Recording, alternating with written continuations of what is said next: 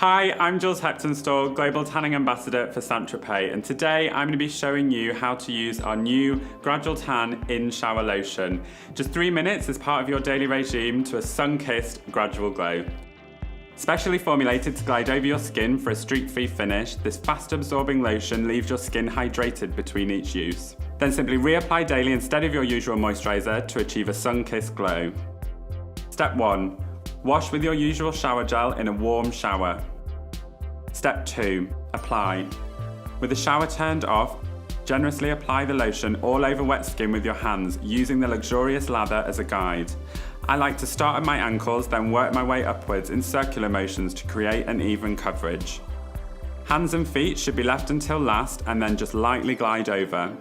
After application, ensure you wash the palms of your hands for an all-over streak-free finish. Step 3. Simply relax and wait just 3 minutes for the lotion to activate. We recommend using a hair mask or brushing your teeth. Step 4. Rinse. Once the 3 minutes is up, fully rinse off any remaining lathered lotion with warm water and pat yourself dry before getting dressed and ready to glow. After showering, your tan will continue to develop throughout the day, leaving you with a sun-kissed subtle glow.